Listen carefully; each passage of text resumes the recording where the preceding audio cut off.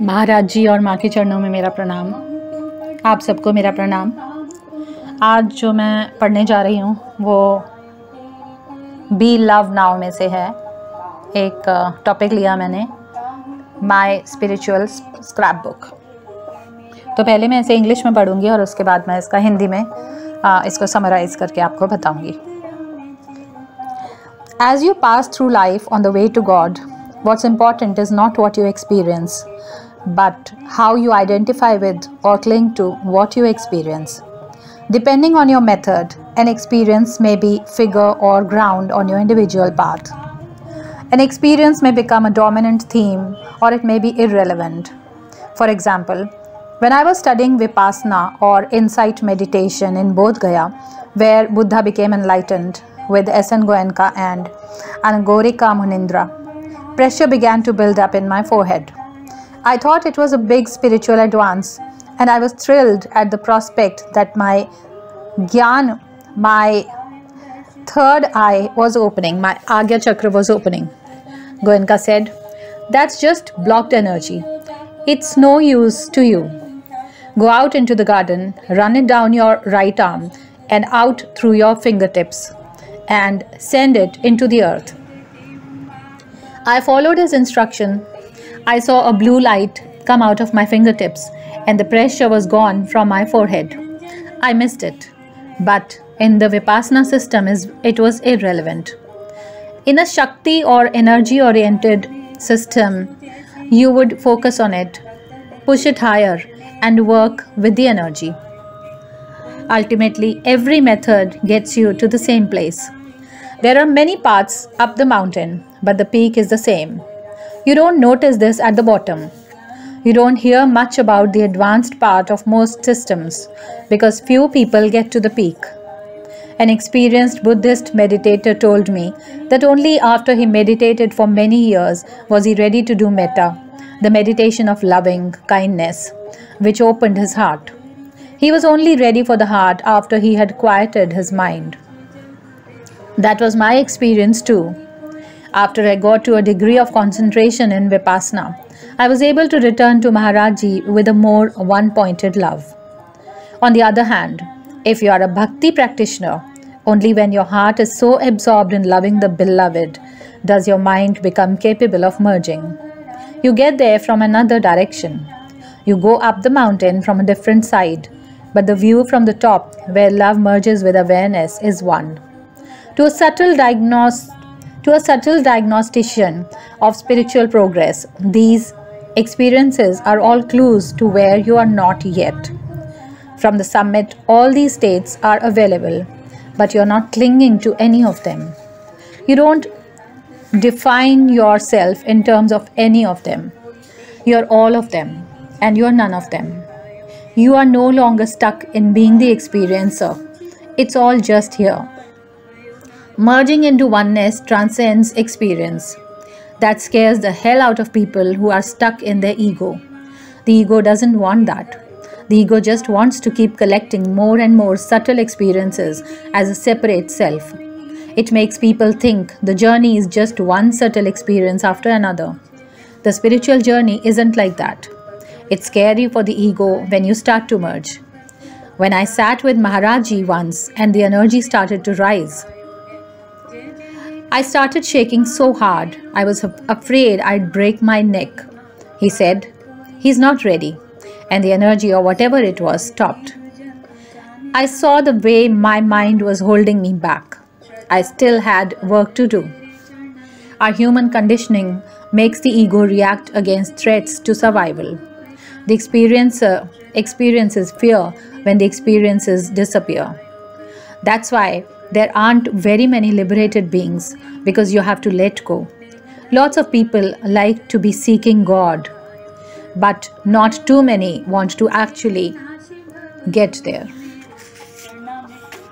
तो इसमें जो है, इसमें बताया गया है कि जब आप भगवान के, ईश्वर के रास्ते पर चलते हैं तो उसमें जो आप अनुभव करते हैं वो इतना इम्पोर्टेंट नहीं होता, वो इतना महत्वपूर्ण नहीं होता, लेकिन अपने आप को किस तरह से उसे आइडेंटिफाई करते हैं या किस तरह से आप उससे जुड़े रहते हैं।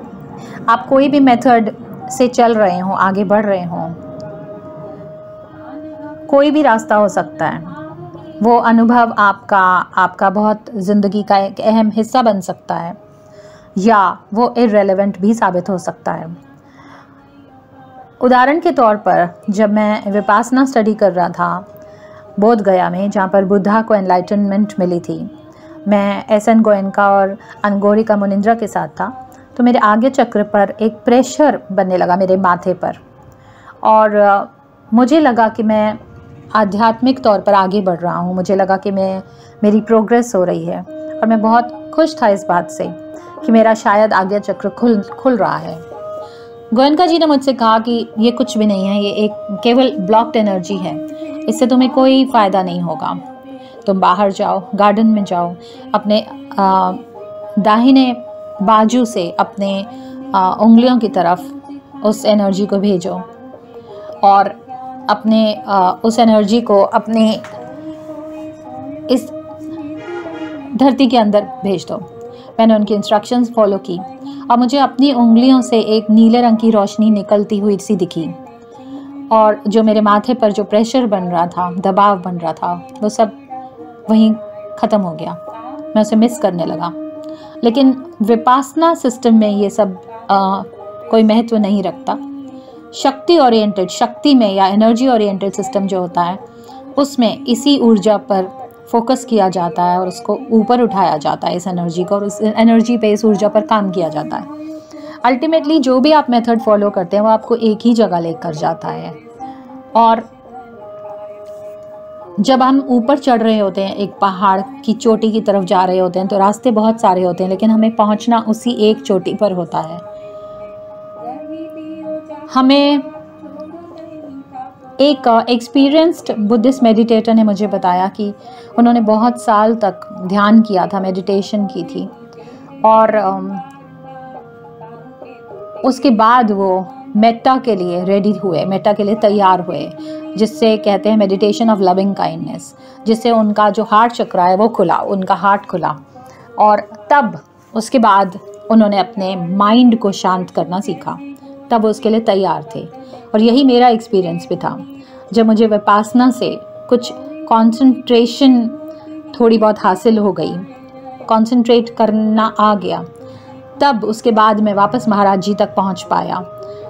और दूसरी तरफ जो भक्ति प्रैक्टिशनर होता है, वो अगर आप एक भक्ति प्रैक्टिशनर हैं, तो जब आपका जो हार्ट है वो बिलवेड से, ईश्वर से में इतना एब्जॉर्ब हो जाता है, तब आपका माइंड मर्ज करने के लिए, उनसे एकीकार के लिए तैयार होता है। तब आप तैयार होते हैं, आपका माइंड तैयार होता है। और इसमें ये दूसरा रास्ता है, एक दूसरा ही रास्ता है वहाँ तक पहुँचने का। आप पहाड़ की चोटी पर जा रहे हैं, लेकिन एक दूसरे रास्ते से, ऊपर से व्यू वही है। आध्यात्मिक मार्ग पर ये सारे जो अनुभव होते हैं, ये सारे क्लूज़ होते हैं, इनसे हमें पता चलता है हम कहाँ पहुँचे हैं, कहाँ तक नहीं। ऊपर चोटी से, ऊपर समिट से, ये सारी की सारी जो स्टेट्स हैं हमें अवेलेबल हैं, लेकिन हमें किसी के साथ बने नहीं रहना है। हमारी जो ईगो होती है वो यही चाहती है कि हमें और अनुभव होते रहें, और एक्सपीरियंसेस होते रहें, और वो हमें आगे नहीं बढ़ने देती, हमें मर्ज नहीं करने देती उस वननेस से। एक बार मैं महाराज जी के साथ बैठा था तो मेरी ऊर्जा ऊपर उठने लगी। मैं इतनी ज़ोर से शेक करने लगा, इतनी ज़ोर से हिलने लगा कि मुझे ऐसा लगा मेरी गर्दन टूट जाएगी। तब महाराज जी ने कहा कि ये तैयार नहीं है अभी, और जो ऊर्जा थी इसे रोक दिया गया। मुझे ऐसे दिख रहा था कि मेरा माइंड जो है वो मुझे रोक रहा है, मेरी ऊर्जा वहीं रुक गई ऊपर उठने से। मुझे बहुत काम करना था। हमारी ईगो हमें रोकती रहती है, उसे ऐसा लगता है कि अब उसका सर्वाइवल मुश्किल हो जाएगा, उसे थ्रेट महसूस होता है। बहुत सारे लोग ऐसे हैं जो इस मार्ग पर ईश्वर की तरफ आगे बढ़ना चाहते हैं, लेकिन उनमें से कितने हैं जो असल में वहाँ पहुँच पाते हैं।